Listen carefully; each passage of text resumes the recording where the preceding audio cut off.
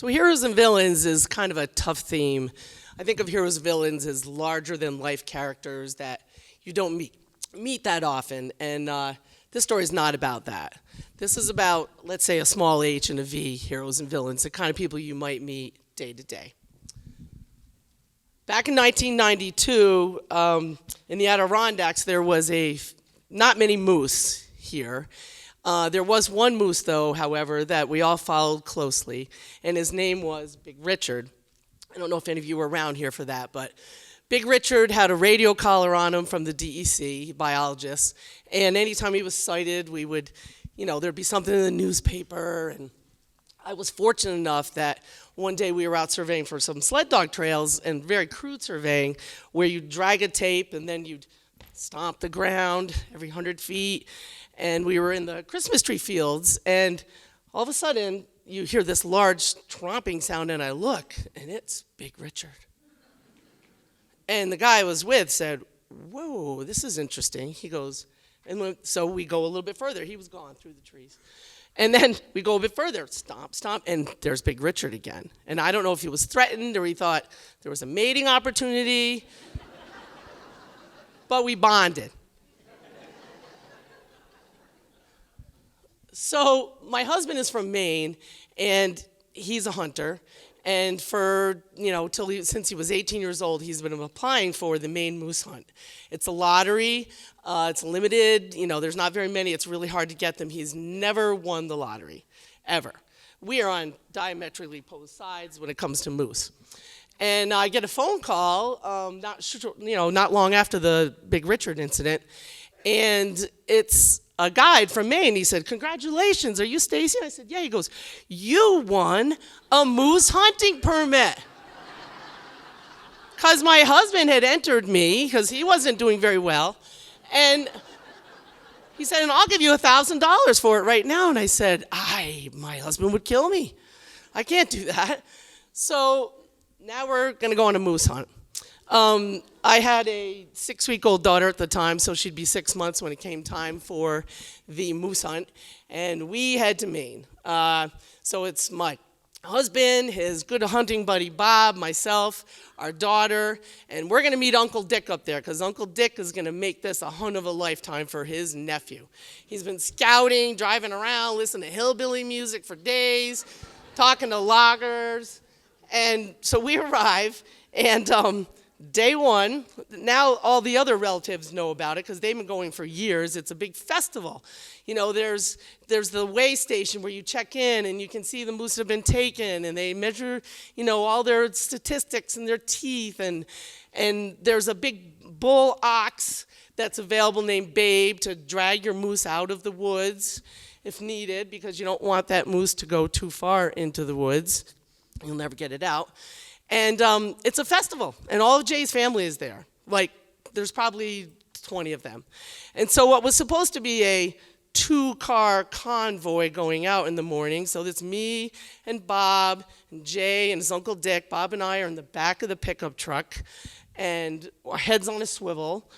And then behind us was to be the baby daughter, who I had to nurse periodically, and the family. Well, day one, there's 5 or 6 pickup trucks in line. So we're going to call that the daisy chain. So every day we went out, and the daisy chain would line up, hand the baby off to the in-laws, and we go out and we start looking. So day one, this opening is only about 4 days long for the season.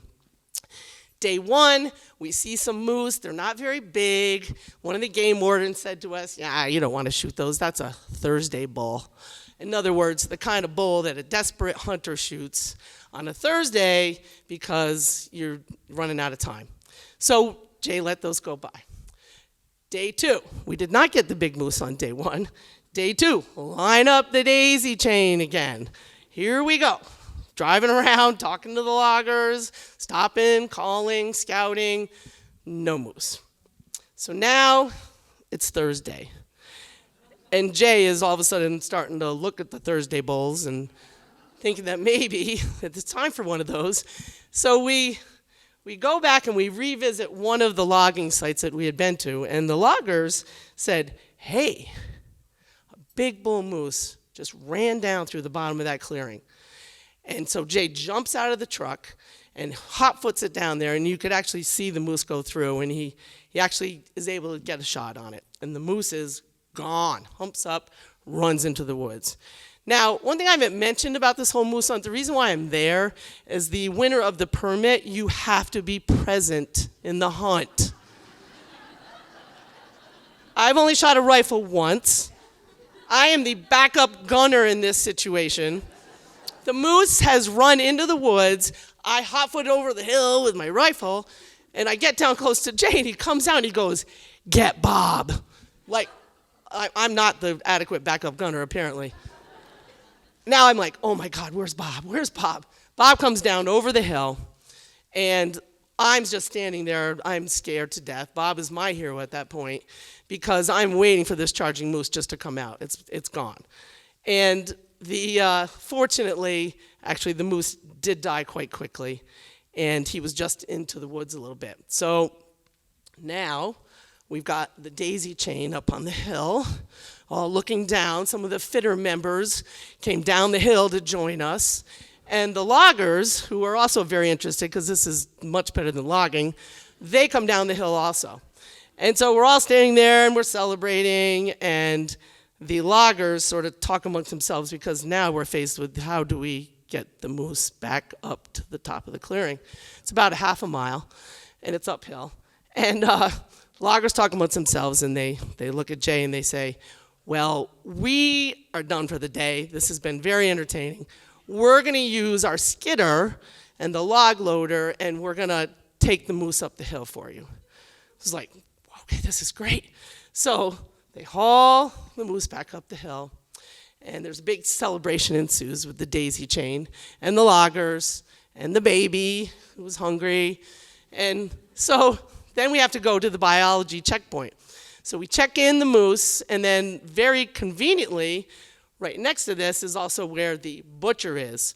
So you check your moose in, 1,150 pounds, and then it's taken over to the butcher. So you're going to be ready the next day to go home. My plan, I had my own car. I'm ready to hot-foot it out of there at this point. I'm going back to the Adirondacks with my daughter, and it's 70 degrees. The guys were going to stay for a couple days and bird hunt, and they said to me, "Do you think you could take the moose meat back? Because we won't be able to keep it. It's going to be too warm." Oh yeah, and also the front half of the moose that we're going to take to the taxidermist. So in my little pickup truck with my daughter, they throw the meat in and her third of a moose, and I head out. And Maine is all thumbs up. Good job. Great job. You got a moose. This is awesome. And on the way home, though, by the time I hit the interstate in Vermont, the stairs are starting to take on a different tone. I'm not, they're not liking me.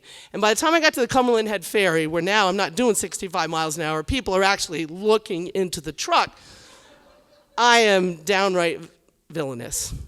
So I was very grateful to get back to Saranac Lake, and I want to say I left Maine that day as a hero, came back to the Adirondacks as a villain. Sometimes it's a matter of perspective, and I want to say to Big Richard, I'm sorry.